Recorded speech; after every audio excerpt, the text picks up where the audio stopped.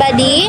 Di sini kami akan mewawancarai salah satu narasumber ya. Kita akan mewawancarai dengan sebuah tema membangun keluarga ya, membangun keluarga yang harmonis ya. Dengan Bapak siapa? Dengan Bapak Budiman. Bapak Budiman selaku apa nih Pak? Owner kedai Jupe Juara Pedas. Baik, oke. Langsung saja ya Pak ke pertanyaan yang pertama. Boleh. Bapak biasanya suka cerita-cerita nggak sih Pak tentang pengalaman pribadi ke keluarga Bapak? Kalau untuk saat ini paling kita cerita ke orang-orang tertentu saja tuh, kayak semacam istri, orang tua ya, kayak anggap apa keluarga kita tuh kayak apa namanya tuh mertua gitu, suka cerita dalam pengalaman pribadi, entah itu pahit maupun buruk, kita tetap aja selalu bercerita. Bagaimanapun mereka harus tahu tentang keadaan kita seperti apa. Suka. Baik. Kalau lagi ada masalah di keluarga nih Pak ya, Bapak gampang nggak buat ngomong jujur soal perasaan Bapak gitu? Kalau untuk ada masalah biasanya kita tergantung masalah apa dulu ya. Kalau untuk masalah semacam kerjaan kita tuh orangnya tuh tertutup tuh. Kayak apa namanya tuh kerjaan kita, kayak modelan kita di sini dagang, kita selalu tertutup sama keluarga karena bagaimanapun ini urusan kita. Tapi kalau masalah hal-hal yang lain tidak tergantung untuk pekerjaan, kita selalu cerita, apalagi ke istri kita, apapun itu pasti diceritain gitu, dalam bentuk hal kecil maupun gede juga pasti gitu. Perasaan kita entah itu sedih, entah itu senang gitu, kita selalu sih bercerita tentang semuanya gitu. Itu dalam urusan yang lainnya, tapi kalau urusan tentang pekerjaan kita selalu tertutup. Berarti tergantung ceritanya berarti apa? Iya. Takutnya bikin membebani keluarga Bapak gitu ya. Iya, takut terbebani, apalagi kan siapa namanya juga cewek lah gitu, Iya. berperasaan, takutnya kita bercerita tentang ini dia juga memikirkan. Iya, betul. Jadi merusak suasana. Yang penting mah kita sendiri aja gitu. Ya, Bapak biasanya gimana nih kalau ada keluarga Bapak yang lagi sedih atau lagi kecewa gitu? Kalau ada keluarga yang sedih apapun kecewa gitu ya, kita selalu menanyakan dulu gitu, sedihnya karena apa, kecewanya karena apa.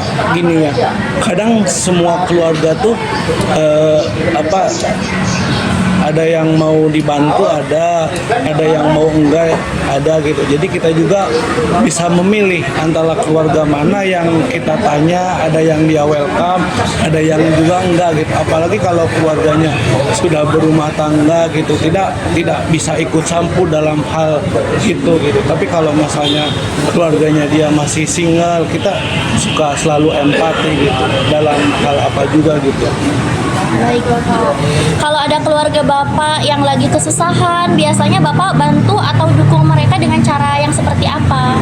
Kalau dukung sih pasti, namanya juga keluarga ya. Kalau masalah bantu kan apa untuk di hal apa dulu gitu. Kalau untuk hal masalah gitu kita bantu, tapi kalau untuk hal materi juga kita melihat sikon kita dulu gitu. Kalau mungkin toh kitanya ada gitu, mungkin kita bantu dengan yang namanya materi. Tapi mungkin kalau kitanya lagi nggak ada gitu, biasanya kita cuma ngasih support, ngasih semangat doang dan doa gitu. Ya, berarti support dan doa tetap mengalir ya Pak itu ya. mah pasti, itu mah nomor satu. Ya. Kan yang namanya orang ngebantu tuh tidak selalu berbentuk materi. Betul. Mungkin dengan doa, mungkin dengan support gitu, tanpa mengurangi rasa hormat dan tanpa mengurangi rasa gimana, dia juga mungkin selalu mengucapkan berterima kasih bahwa inilah keluarga saya gitu. Masya Allah ya Pak. Bapak pernah nggak nih ngebayangin diri Bapak ada di posisi keluarga orang lain biar bisa ngerti perasaannya gitu? Sering kita mah gitu. Apalagi kalau kita udah berkeluarga, kita tuh kadang selalu melihat tuh sama yang lain gitu. Oh yang lain seperti itu, kita juga harus bisa ngerasain gitu. Kayak contohnya anak-anak gitu. Misalnya kok yang itu mah nggak jajan, gimana anak kita juga kalau nggak jajan gitu. Kita selalu selalu melihat tuh dari sisi orang lain dulu gitu. Kita juga pasti merasakan hal seperti itu gitu. Biar kitanya juga diri kita tuh, perasaan kita biar merasakan tuh seperti apa yang orang lain merasakan gitu. Kalau kita tidak bercermin dari orang lain, mungkin menganggap diri kita bahwa tidak kayak orang lain gitu. Iya ya Pak. Waktu Bapak lagi ada masalah, terus dapat dukungan nggak dari keluarga? Dan Bapak rasanya gimana ketika dapat dukungan dari keluarga? Kalau ada masalah nih, terus didukung sama keluarga yang kayak nyemangatin Bapak, support Bapak gitu. Bapak senang nggak? Perasaannya gimana? Ya alhamdulillah sih kalau untuk saat ini, apalagi yang namanya istri mah selalu mendukung ya dalam hal apapun, entah itu dalam hal pekerjaan, entah itu hal masalah apapun. Kalau biasanya yang sering ngedukung tuh terutama istri sih, soalnya dia tuh selalu ada tuh di samping kita maupun duka maupun senang. Kalau untuk ngedukung kita ya mungkin sebagai yang kita rasain ya, senangnya tuh seneng banget tuh gitu. Jadi selama ini tuh bahwa kita hidup tuh dengan orang yang tepat gitu, bahwa istri kita tuh bener-bener tuh gitu tuh. Alhamdulillah senang gitu. Senang ya Pak ya, bersyukur Senang, ya Pak ya, bersyukur, istrinya selalu alhamdulillah. bersamai Bapak gitu ya Iya. Pak. Bagaimanapun ya namanya juga istri gitu, pasti selalu mendukung lah gitu. Biar suasana ngobrol di rumah tetap enak dan nggak tegang ya Pak kalau lagi ngobrol sama istri atau anak gitu. Biasanya Bapak ngapain aja? Paling kita mah kalau di rumah ya, kalau lagi ngumpul-ngumpul sama anak sama ibu, mungkin salah satunya nonton gitu ya. Iya. Nonton apa yang anak-anak paling suka gitu. Kan nggak mungkin anak-anak nurutin apa kayak kita tontonin gitu ya. Otomatis kita nurutin apa yang anak-anak tonton ya. Iya. Mungkin sambil nonton kita sambil bercerita-cerita ya, kita selalu semacam gimana caranya supaya kita keluarga harmonis ya. Kadang-kadang kita selalu bercanda Iya. sama anak-anak, entah itu yang gede apapun yang kecil ya, kayak main kuda-kudaan gitu. Yang penting suasana bener-bener harmonis aja gitu. Iya ya Pak. Biar nggak terlalu tegang ya Pak ya, Iya. dibarengi dengan nonton, ngobrol ya Pak ya. Iya pasti itu mah. Menurut Bapak nih ya, penting nggak sih ngomong pakai kata-kata yang enak didengar pas ngobrol sama keluarga? Nggak Itu- kasar gitu. Itu sangat penting, itu sangat benar-benar penting banget tuh. Soalnya apa yang kita obrolin, apa yang kita omongin pasti didengar sama anak. Apalagi yang namanya anak kecil.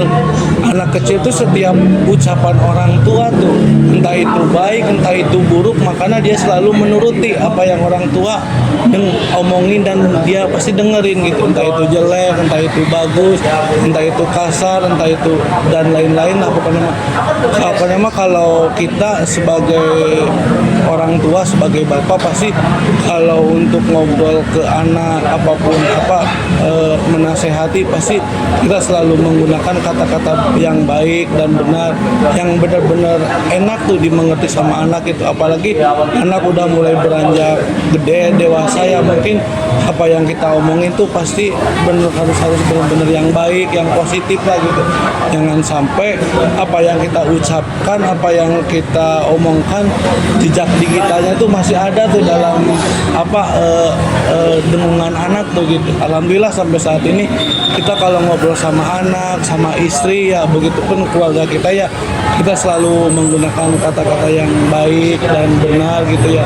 Soalnya ya buat kedepannya biar anak-anak menjadi anak-anak yang baik dan soleh. Apalagi Bapak kepala keluarga ya Iya Pak, itu bisa mah mencontohkan iya. bisa mencontohkan.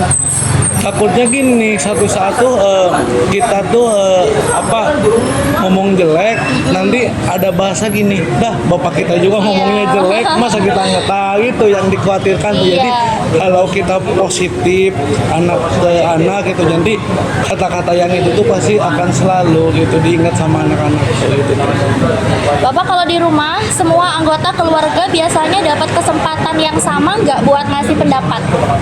Kalau berarti kalau misalnya ada masalah, ada apapun, ya kita bagaimanapun juga harus memberikan pendapat mereka. Belum tentu pendapat kita tuh kayak diterima sama mereka gitu.